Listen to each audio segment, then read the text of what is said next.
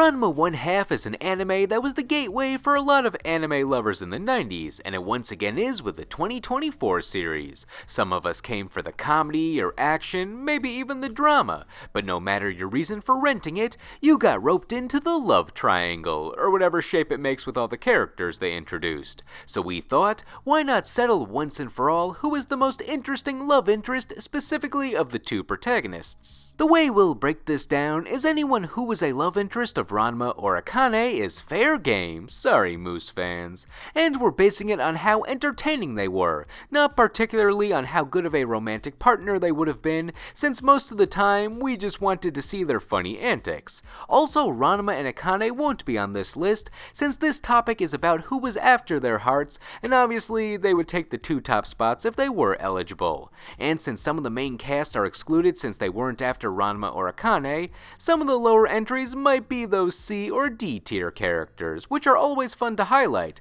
We love doing that on this channel, so like, comment, subscribe if you enjoy the forgotten parts of retro anime. And joining me for this list is Romiko Takahashi's 8th biggest fan, Judgment Meter. 8th biggest, but I love her. Sorry, still 7 bigger fans out there, and they can say love for longer. Aw man, I gotta work on my O's. Now, let's fall for the top 10 love interests in Ranma 1/2. Number 10, the dudes from the second episode. Cleaning up at the bottom of this list are the most nameless of nameless characters, being the guys that set the stage for what we're going to see in the series. In the second episode of both the original and the remake anime, Chapter 3 in the manga, Akane shows that every morning, all the club leaders or just masters of their craft challenge her to a fight at once to see if any of them can beat her, and I guess that's also an action of asking her out.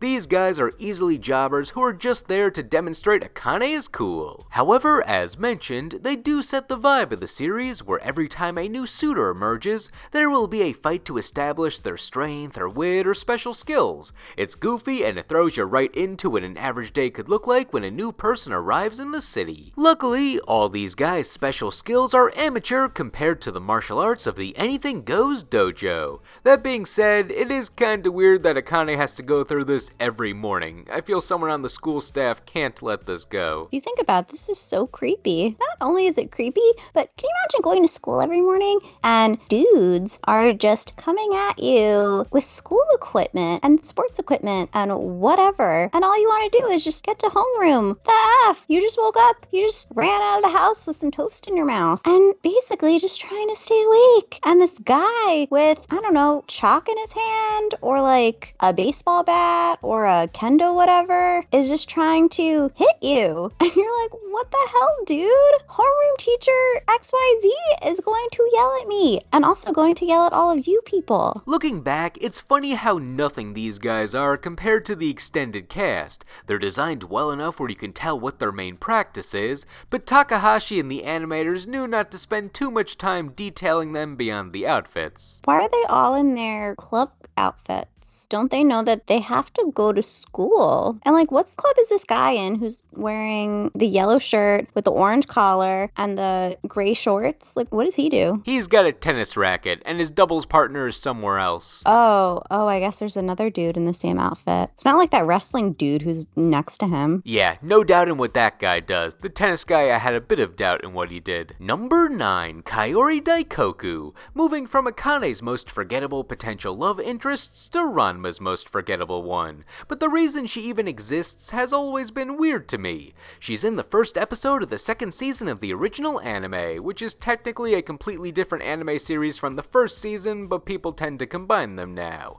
In this episode, there is a martial arts takeout race. In the manga, this occurred after Shampoo returned to live in the area, so it was a plotline centered around a competition with her, and just for the goal of getting free ramen. But for some reason, the anime staff wanted to get this plotline out first, so they made the episode before Shampoo returned in the anime, and they had to make a completely new character to take her place in the race, who would never return again because why would she? Shampoo fills her role. I have no idea why they couldn't wait for Shampoo again to do this episode, so now we have an extra suitor for Ranma just kinda floating in limbo. For the backstory of this new girl, we learn in Genma's various travels around the world during Ranma's youth, youth. At one point, he was starving and begged a traveler for his food. The traveler, who had a baby daughter of his own around Ranma's age named Kaori, only agreed to do so if Genma would promise to marry them so the traveler's dojo could have a legacy.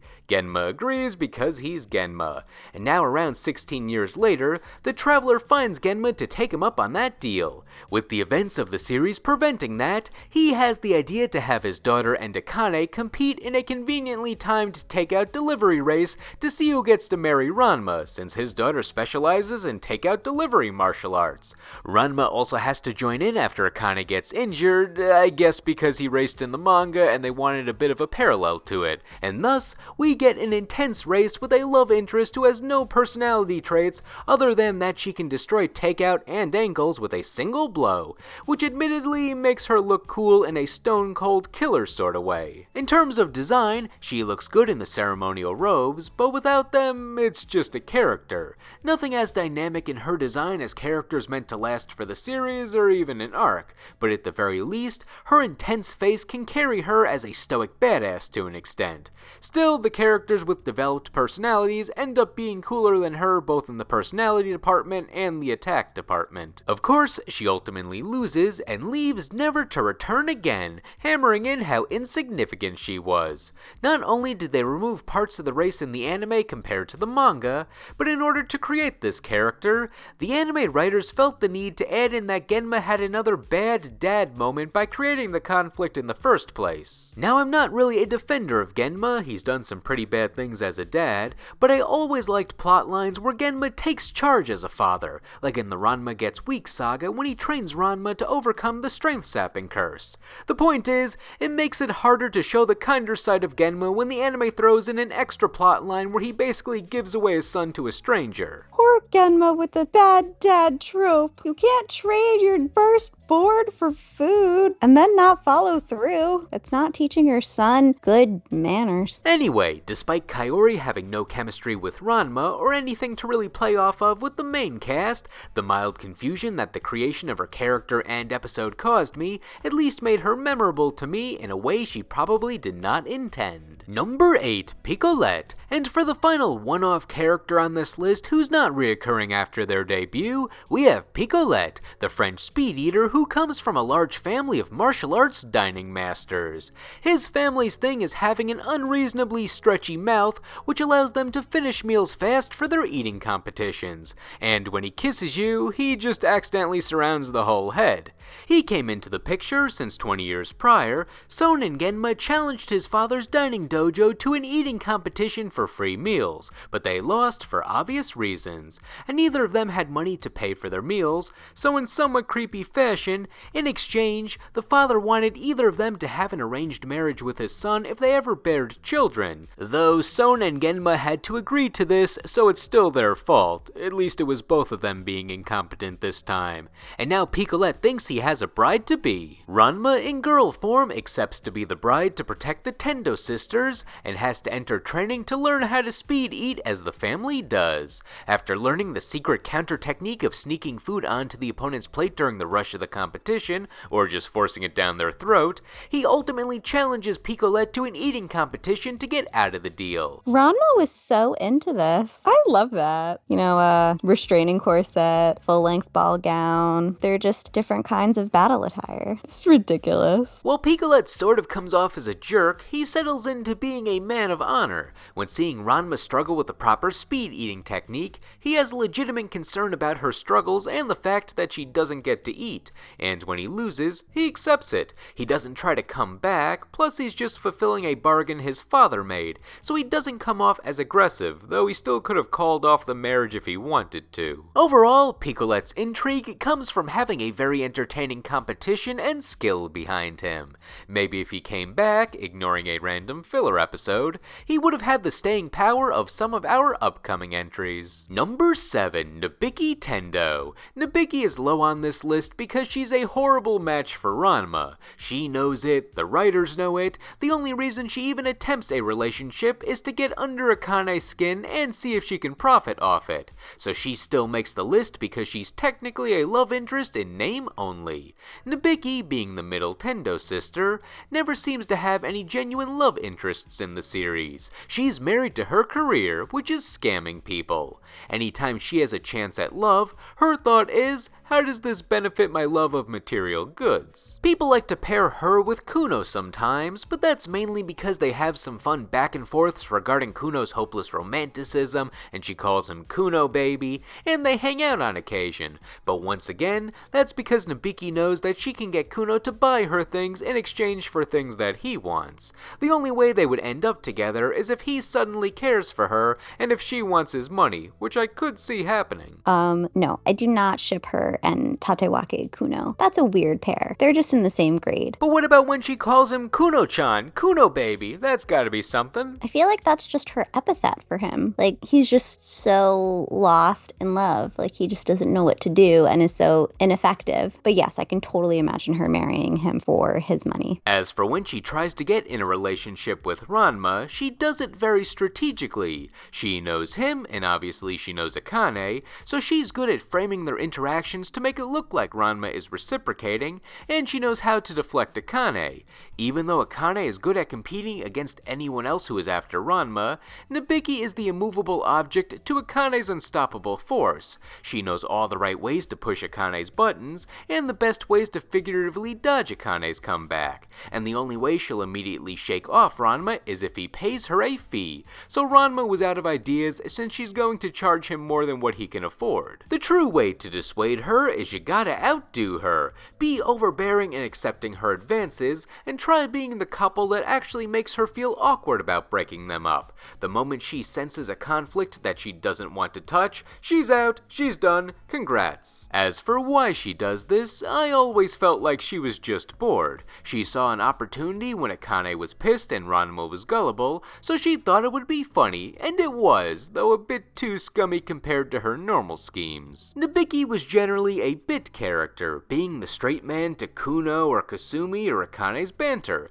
so this plotline was mainly a way to show Nibiki's true power when she doesn't want to be a side character and go full-on antagonist. Number 6, Gosun-Kugi. Gosun-Kugi is alright. I've never been much of a fan, but I blame the original anime. I first learned all my Ranma lore from the original anime, and despite debuting in the manga in chapter 37, he didn't appear in the original anime until episode 114. Even if you don't know the chapter to anime distribution, you can tell there's a gap where he should have appeared a lot sooner. Allegedly, the anime crew did not like him, so they avoided using him as much as they could. Not sure what convinced them to integrate an early excluded character over 100 episodes in, but I'm glad we finally got him. Though, to be fair, overall, he wasn't in the manga that much. Gosun-Kugi's main gimmick is the supernatural, where he tries to curse people he doesn't like by nailing voodoo dolls to trees, and since he's usually in the wrong, he hits his thumb as a gag. Excuse me while I get out my candles. He's like his own little nightlight. I like that about him. He also spies on people. I don't like that about him. It's not good to stalk people. They don't like it. The manga just had him as one of Akane's many admirers who appeared out of nowhere, taking pictures from a distance since he's also a photographer, while the anime makes his love for Akane a bit more story-driven. Ranma accidentally knocks him down on his first day at the school, while Akane helps him back up and is the first, and really only, person that was nice to him. She also offered him a lunch that she made for Ranma that he refused, so it's settled that Ranma was too good for Akane in his mind. Though Ranma only refused since Akane is a bad cook and her food makes him sick, but despite Ranma telling him about the cooking, Gosun-Kugi also took that out on Ranma when he got sick, since Ranma could have more defiantly told him about the food. After that, he pursued Akane somewhat regularly, but I don't think Akane ever caught on. He was pretty shy in his delivery, so he didn't make as much of an impact to her as the guys that were trying to fight her up front. Despite him being creepy by taking pictures of Akane from afar, his fantasies with her are surprisingly wholesome. He just imagines them with a normal family life. He's got on a tie, probably a salaryman, Akane's there to greet him when he gets home, there's unique coloring, that's all he wants. He looks so much more lifelike, with all the pastel colors. I love that sweater. That dress is so cute! The original anime also gave him another love interest, being the ghost girl Kogane, who is one of my favorite anime-only characters. She actually got an entry on our top 10 ghosts in all media list, so we were really high on Kogane in 2017. She says very nice things, but in a creepy way since she's a ghost, so she does all that creepy stuff by accident, and it's a very fun gag for a couple of episodes. Go-Soon Kugi liked occult stuff, and she was occult stuff, so it worked out for a day. It was something that was not meant to last, but at least it showed he had a better pathway to love than pursuing a girl that was pretty much unaware of his feelings. Number 5. Ryoga. Ryoga is essentially the triagonist of the series, and I wasn't sure where to put him. Something about his circumstances feel different than others on this list, but he definitely deserves to be here. I always felt like his attraction to Akane was from his own confusion at life. He's always wandering the world, sometimes not on purpose. He's cursed to turn into a pig when wet, and Akane loves the pig as a pet, and he's cool with it when she mistakes him as a wild animal, so he views it as the first time someone showed him affection, but he also knows it's not legitimately towards him. Still though, he can't help how it turns into an actual crush, and since he has no established home, he just lives in the Tendo dojo as a pig when he's not on his journey, so when he turns human again, Akane sees him in her home and is like, "Oh cool, Ryoga's here, how's it going?" Ranma's usually around, so I assume she thinks he let Ryoga in. Ryoga never comes in with a plan to woo Akane or anything. He's more reactive. In the early chapters when Akane gets herself in the different martial arts matches, he always swooped in to either train her or work with her to make himself look like the smart guy and just because he had the skills. He trains Akane for the gymnastics match and tries to tag in as her partner in the ice skating fight, even though that one fails. His interest in Akane is apparent, but I also feel it's secondary to an extent since he also likes to help out Akane to one-up Ranma. See, not totally for her affection, but also because he hates Ranma, though the hate turns into friendship plus rivalry pretty quickly, but the point still stands that Ryoga tries to compete with Ranma, and one of those competitions is for Akane's approval. It also doesn't change that Akane is completely clueless about any advances Ryoga tries to make. Like if he gets her a gift, she'll just acknowledge it as a souvenir from Ryoga, and if he's ever brought up as a potential love interest, Akane's like, yeah, he needs a woman that can deal with his emotions. Hope they have fun. Ryoga's so sad. He's a lost boy in the world and in his mind. Like, he literally doesn't have any sense of direction. He gets lost all the time. And that's why he's in a perpetual feud with Ranma, because he couldn't figure out where to battle Ranma. And he thought Ranma never showed up. And he also is never good enough for Ranma. Maybe he's Ranma's love interest. Save it for the fanfics, Judgment Meter. Ha-ta-ta. Ryoga mainly works better for me as a foil for Ranma or a partner for Ranma, and just kind of a nice friend for Akane when Ranma is being a bit hard-headed, and that's okay. It worked out for Ryoga by the end of the series, so no harm, no foul. Number 4, Kodachi Kuno. Kodachi is the most unpredictable, unhinged of the ladies in love with Ranma. Like, the way she fell in love with Ranma is she was sneaking into Akane's house to incapacitate Akane before the gymnastics fight, gets scared off, Ranma then collides with her when she's trespassing, saves her from falling since Ranma's just that nice of a guy, and she realizes he's handsome. Not only that, but she had drugged flowers ready to pin him down despite having no plans to fall in love that night, and Akane shoos her away and leaves Ranma out there as if it's partially his fault since Ranma gets falsely accused a lot. She's kind of like Nibiki in the sense that, like, she's unashamedly herself, but, like, she's crazy where Nibiki is sane. Kodachi's methods go crazy where in the original anime, there is no suspension of disbelief in what she's doing. Everyone reacts like she's crazy. When she's jumping on cars across the city, people are looking at her like, what's going on? And when she's hiding on Akane's ceiling to ambush her, Akane looks up at her like, the hell? Also, when she leaves her black rose petals behind as she makes her escape,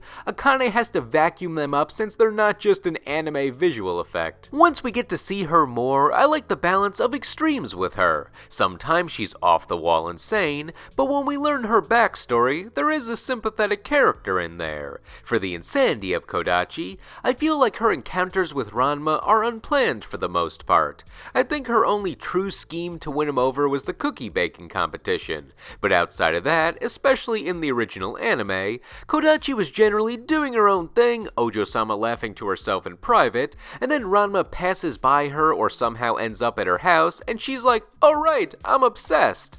To go with her unpredictability, she has a pet crocodile named Mr. Green Turtle, which is just a funny gag. I don't know, I want to know how she came up with that name. I also think about the anime-only plotline where Genma gets in a fight with Son and takes Ranma with him, and when Kodachi sees Ranma cooking food in the park, she runs right through the fire to hug him and knocks it over. But then that leads to a more compassionate side of Kodachi, since when she learns that they were homeless, she invites them to live with her, and it's a pretty normal experience. Kodachi could have made it where there was a catch, but no. And then there's her backstory, when we learn that her father was absent for most of her life, and her brother is really the only family she has. When Kuno thought Ranma wanted to date his sister when it was really the opposite, he gave Ranma permission without a second thought. He was fine if his rival makes his sister happy, so the sibling relationship turns out to be sweet. They do more with the dad in the anime, but I don't like the dad character, and it reinforces that Kodachi's true family is just her brother.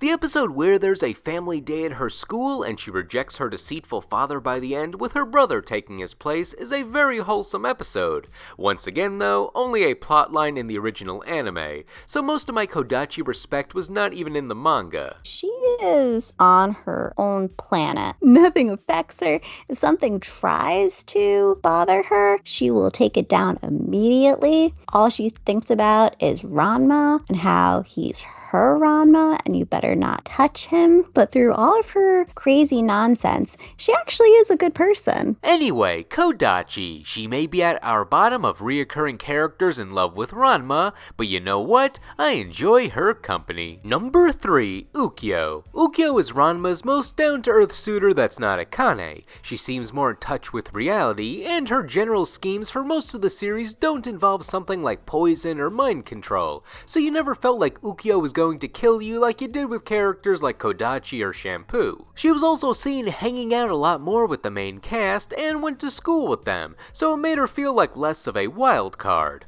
Her motivation for wanting Ranma was being his childhood friend and rival, and Genma once again made a deal that Ranma would marry Ukyo with her father in exchange for his okonomiyaki cart. However, they just take the cart, Ukyo comes for revenge 10 years later, Ranma wins her challenge, and then she's cool with it. She's really in love with him and has a plan to get his attention every so often, so her ire was short-lived. After that, she opened up her okonomiyaki shop in the area, and either was involved in some of the one-off plot lines, or more importantly, had plans to capture Ranma's heart. She used her childhood friend advantage to leverage why she was the best for Ranma, and showed it by giving him free okonomiyaki, which she would sometimes write messages of love on, but Ranma was too in love with food to notice. Ranma seemed pretty oblivious to her advances unless she really encroached, but part of that is probably because of the original anime. I feel she got a lot of extra one-off episodes in the anime that weren't in the manga where she was amicable,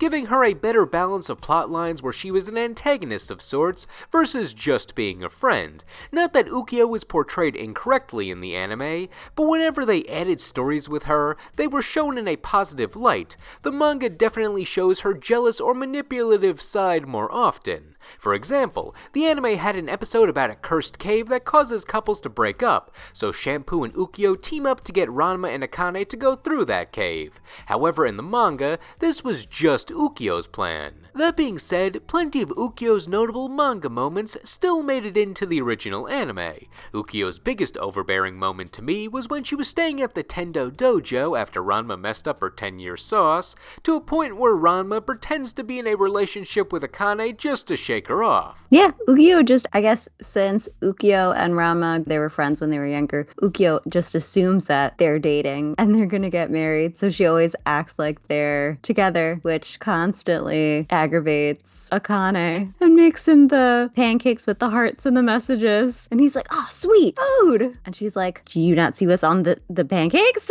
I taste what's on the pancakes. Special spices. Though my favorite Ukyo moments is when she acts as a supportive friend with no apparent apparent ulterior motives. I've always liked the Ranma Gets Weak arc, where she was part of Team Ranma to help him get his strength back, and I like how she came to Ranma first during her moment of defeat in the Gambler arc. She works really well as that friend who's known Ranma for the longest, and if anything, her manipulative side is good at portraying how she's a kind and fiery character who's still flawed. And finally, I love her fighting style. We went over it on the Ranma fighting style list, but what's not to love? She's got spatulas, a ring that's a grill, and she puts gunpowder in the okonomiyaki. She carries all of her utensils with her. She has her own shop. She's a career-minded lady. She has 2 different outfits. No, she has 3 different outfits. She's got like 10 different outfits. She has a huge bow. And I like how also she has a good dynamic with Shampoo, as in they're both crazy chefs who are both after Ranma. So Ukyo, she may not be perfect for Ranma, but damn it, she's gonna try. Number 2, Shampoo. It was a toss-up to put her at 2 or 1, so maybe if you ask us on the right day, she would get the top spot. Shampoo is my favorite character in the series. She's funny, she's endearing, I like her design, and she's involved in some of my favorite episodes. As a love interest, her chemistry with Ranma is actually pretty good when she's not in antagonist mode. Her initial appearance was basically silent, admiring Ranma for his strength since she's an Amazon that goes all Hulk smash mode and thinking his girl form was a rival, before learning the truth that they were the same person and leaving temporarily. After going back to China, she learns Japanese and moves in with her great-grandmother in the same city as Ranma so she can communicate with him better and capture his heart and run her ramen delivery service. The whole thing is kinda sweet when you think about it. Shampoo for Grubhub. Actually, she's sponsored by Uber Eats now. I'm sorry, Uber Eats. Does anyone use Grubhub anymore? Yes, Grubhub is still very popular. What I like about her admiration of Ranma is during the tests that her grandmother Cologne put Ranma through, you see Shampoo develop that respect more as she watches Ranma fulfill these extraordinary feats. I feel it goes beyond attraction for her. And we learn that Shampoo also fell into a cursed pool at Jusenkyo during her time away, turning her into a cat when wet. So it makes her the only love interest of Ranma to share the curse with him, giving them something else to eventually work together on. When she's the antagonist, it's what you'd expect. She has some scheme to either bribe Ranma into going out with her, or just uses a magic tool to attract him, like mushrooms that cause him to hug anyone who sneezes, being her, or tying a red string to her and his fingers to hypnotize him. I like her smug look when she thinks she's going to win.